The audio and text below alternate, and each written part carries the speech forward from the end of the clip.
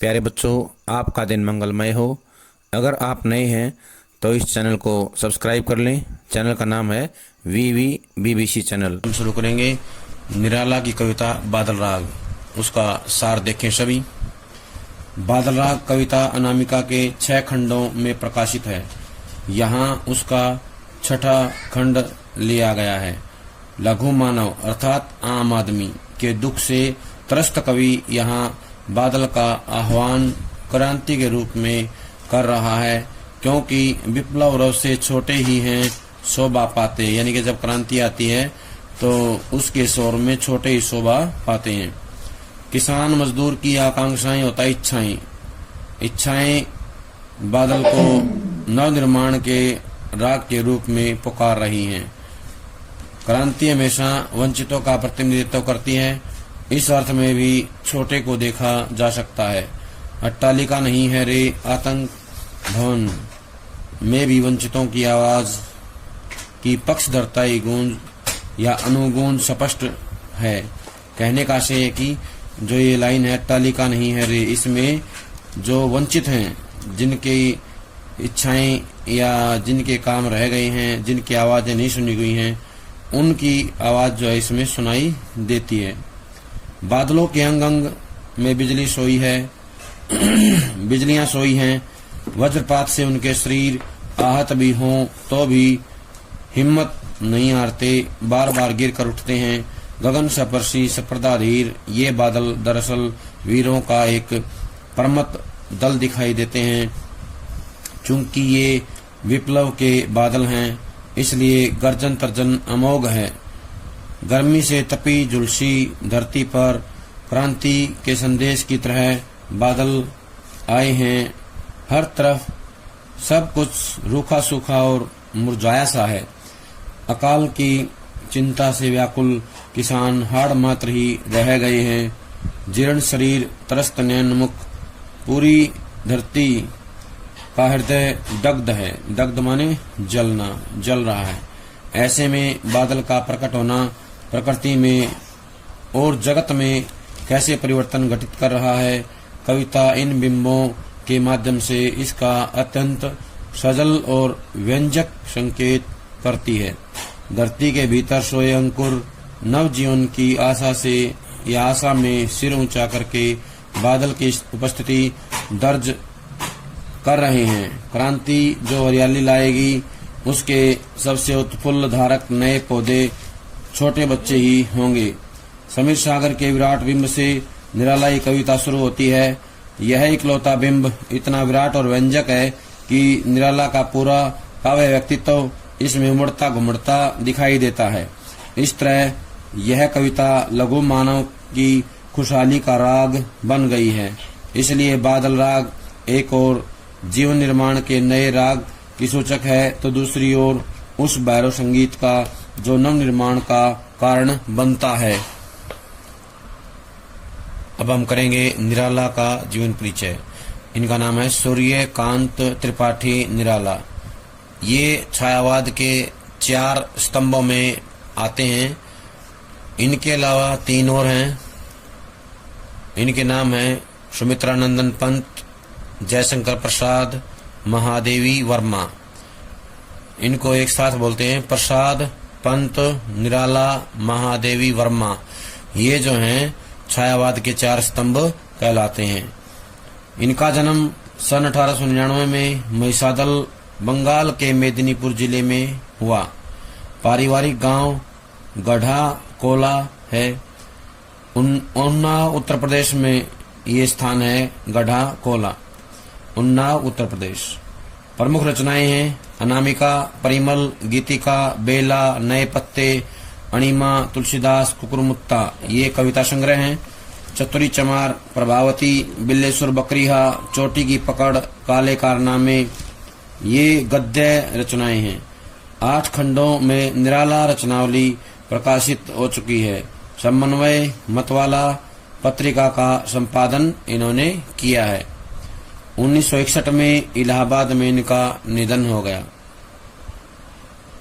इसके बाद हम बताएंगे कि कविता को नया स्वर देने वाले निराला छायावाद के ऐसे कवि हैं जो एक और कबीर की परंपरा से जुड़ते हैं, तो दूसरी ओर समकालीन कवियों के प्रेरणा स्रोत भी हैं।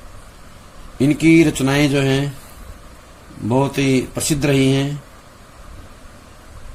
एक तरफ सामासिक तत्सम सामासिक पदावली और ध्वन्यात्मक बिंबों से युक्त राम की शक्ति पूजा है, और कठिन चंद साधना का प्रतिमान तुलसीदास है।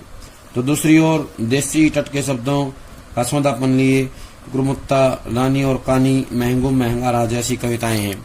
यानी कि इन्होंने देश शब्दों का इस्तेमाल किया है, संस्कृत की तत्सम सामासिक शब्दावली का प्रयोग किया है, और छंदों का भी जो है विशेष प्रयोग देखने को मिलता है। अब हम करेंगे व्याख्या। पहला काव्यांश है बादला का। तिरती है समीर सागर पर, अस्थिर सुख पर दुख की छाया, जग के दग्ध हृदय पर निर्दय विप्लव की प्लावित माया।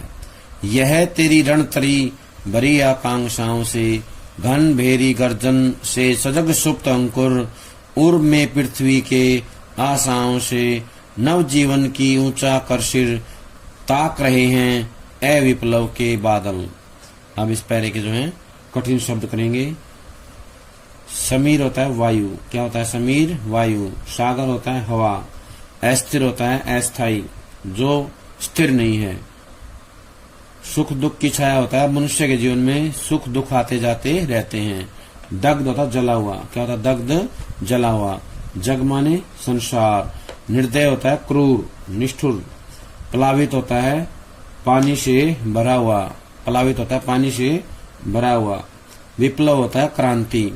रणतरी होता है युद्ध रूपी नौका, क्या होता है? युद्ध रूपी नौका। यहाँ रूपक अलंकार है, समीर सागर में भी रूपक अलंकार का प्रयोग किया गया है।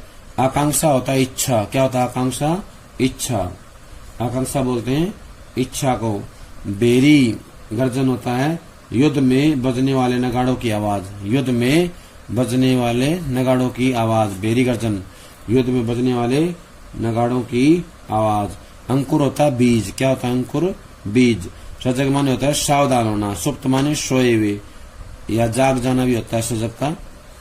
आशाएं होता है उम्मीदें, क्या होता है आशाएं? उम्मीदें। नवजीवन होता है नया जीवन। नवजीवन क्या होता है? नया जीवन। ताकना होता है देखना, क्या होता है ताकना माने? देखना या अपेक्षा से निरंतर देखना, कुछ उम्मीद से देखना।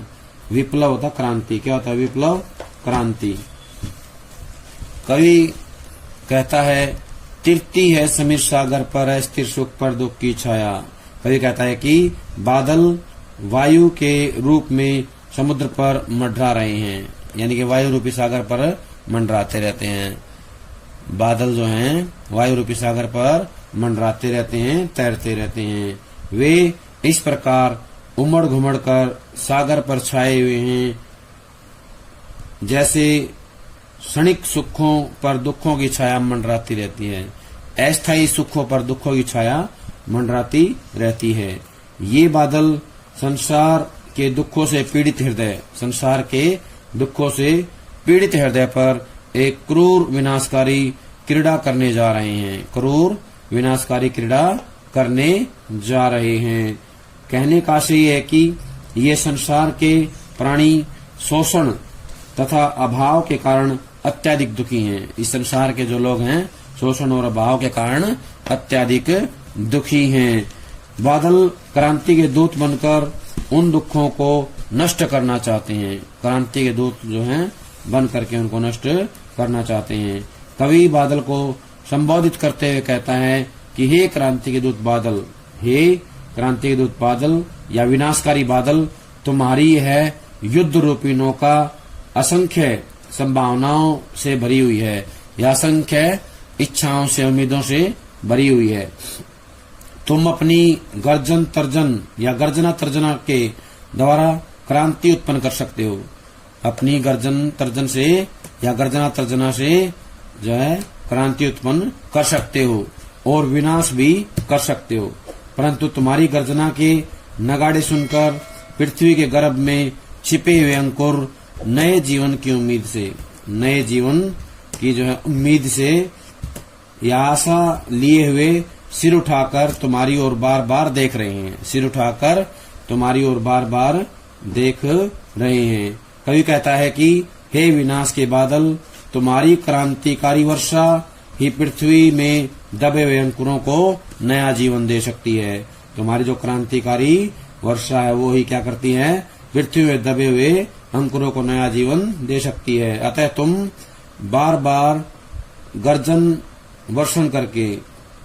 गर्जना करके वर्षा करो। इस पद्य से ये अर्थ भी निकलता है कि क्रांति से ही समाज के शोषितों, पीड़ितों और दलितों का उद्धार होता है। किसका होता है? शोषितों, पीड़ितों और दलितों का उद्धार हो सकता है और पूंजीपतियों का विनाश हो सकता है। अतः सामाजिक और आर्थिक विषमता को दूर करने के लिए क्रांति अनिवार्य है। क्या है? क्रांति अनिवार्य है। इससे जुड़े हुए प्रश्न देखें। पहला प्रश्न होगा, कवि का नाम और कविता का नाम बताइए। तो बताएंगे, कवि का नाम है सूर्यकांत त्रिपाठी निराला। कविता का नाम है बादल राग। अस्थिर सुख पर दुख की छाया से कवि का क्या अभिप्राय है? तो बताना है, वायु अस्थिर है और बादल घने हैं। वायु अस्थिर है, बादल घने हैं। इसी प्रकार सुख भी अस्थिर होते हैं परंतु दुख स्थायी होते हैं। इसलिए कवि यह कहना चाहता है कि अस्थायी सुखों पर अनंत दुखों की काली छाया मंडराती रहती है। क्या रहती है? अनंत दुखों की काली छाया मंडराती रहती है। जबकि दग्ध हृदय का प्रयोग किस अर्थ में किया गया है? कवि कहना चाहता है कि संसार के शोषित और गरीब लोग अभाव तथा शोषण के कारण दुखी और पीड़ित हैं। वे करुणा का जल चाहते हैं। क्या चाहते हैं? वे करुणा का जल चाहते हैं। इसलिए कवि ने बादल रूपी क्रांति से वर्षा करने की प्रार्थना की है। किसकी की है? वर्षा करने की प्रार्थना की है। अगला प्रश्न है, बादल निर्दय विप्लव की रचना क्यों कर रहे हैं? तो बताना है, बादल क्रांति का प्रतीक हैं। वह लोगों के निर्मम शोषण को देखकर ही विप्लव की रचना करना चाहते हैं। निर्दय जो है शोषण को देख करके या निर्मम शोषण को देख करके विप्लव की रचना करना चाहते हैं या रचना कर रहा है। घनबेरी की गर्जन सुनकर सोए वे अंकुरों पर क्या प्रतिक्रिया हुई है? तो बताना है, बादलों की घनी गर्जना सुनकर के पृथ्वी के गर्भ में सोए अंकुर जो हैं नव जीवन की आशा से जाग उठे हैं। उन्हें नया जीवन मिलेगा इसलिए वो जाग जाते हैं। वे पानी की आकांक्षा के कारण सिर ऊंचा करके बादलों की ओर देख रहे हैं। बादलों की ओर देख रहे हैं। क्यों देख रहे हैं? क्योंकि उन्हें नव जीवन मिलेगा। वे पानी की आकांक्षा के कारण सिर ऊंचा करके बादलों की ओर देख रहे हैं, बादलों की ओर ताक रहे हैं। अगला प्रश्न है, पृथ्वी के गर्भ में सोए अंकुर ऊंचा सिर करके क्यों ताक रहे हैं? क्यों ताक रहे हैं? इसका उत्तर आएगा, पृथ्वी के गर्भ में सोए हुए अंकुर ऊंचा सिर करके इसलिए ताक रहे हैं क्योंकि उन्हें जो है नया जीवन मिलेगा, क्योंकि उन्हें उम्मीद है बादल रूपी क्रांति के कारण उन्हें सुखद व नवीन जीवन की प्राप्ति होगी तथा उनके सारे कष्ट दूर हो जाएंगे। क्या हो जाएंगे? उनके सारे कष्ट दूर हो जाएंगे। यह तेरी रणतरी भरी आकांक्षाओं से पंक्ति में निहित भाव बताइए। यह तेरी रणतरी भरी आकांक्षाओं से इस पंक्ति का भाव बताइए। इस पंक्ति का भाव यह है कि हे क्रांति के दूत बादल, जिस प्रकार युद्ध रूपी नौका की सामग्री से भरी होती है, युद्ध रूपी नौका जो है युद्ध की सामग्री से भरी होती है, उसी प्रकार तेरे अंदर भी जन सामान्य की असंख्य इच्छाएं भरी हुई हैं, जनमानस की असंख्य इच्छाएं भरी हैं। अर्थात यह निर्धन वर्ग तुझसे ही अपनी इच्छाओं को पूरा होने की इच्छा से या उम्मीद से तुम्हारा आह्वान कर रहे हैं। ये जो गरीब व्यक्ति हैं या जो निर्धन वर्ग है तुझसे अपनी इच्छाओं की पूर्ति का आह्वान करता है या पूर्ति की इच्छा रखता है। अगला प्रश्न है, बादलों की छाया समीर सागर पर किस प्रकार तैरती है? बादलों की छाया समीर सागर पर कैसे तैरती है? बादलों की छाया समीर सागर पर उसी प्रकार तैरती है जिस प्रकार अस्थिर सुखों पर दुखों की छाया मंडराती रहती है। अस्थिर सुखों पर दुखों की छाया मंडराती रहती है। पृथ्वी में सोए अंकुर क्या सुनकर जागते हैं। पृथ्वी में सोए अंकुर क्या सुनकर जागते हैं और वे किसके समान जागते हैं, तो बताना है। पृथ्वी में सोए अंकुर क्रांति के दूत बादलों के स्वर को सुनकर जाग जाते हैं। वे उसी प्रकार जाग जाते हैं जिस प्रकार युद्ध भूमि में सोए हुए सैनिक नगाड़ों की आवाज सुनकर जागृत हो जाते हैं।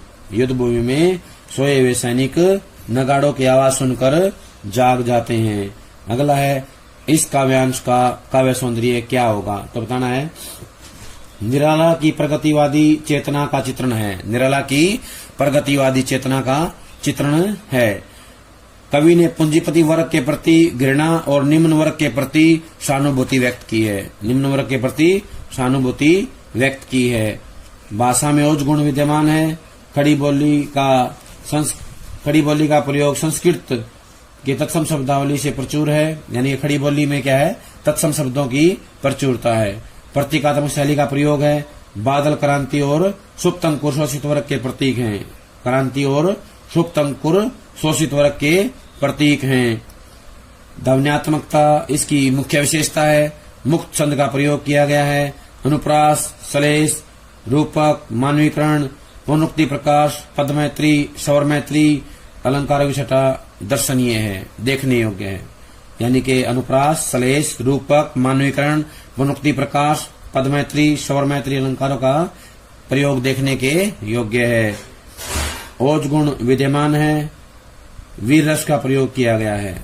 इसमें जो है वीर रस का प्रयोग किया गया है। प्यारे बच्चों, ये थी हमारी कविता बादल राग के पहले काव्यांश की व्याख्या। सभी इसको अच्छे से याद कर लें। सभी का बहुत बहुत धन्यवाद।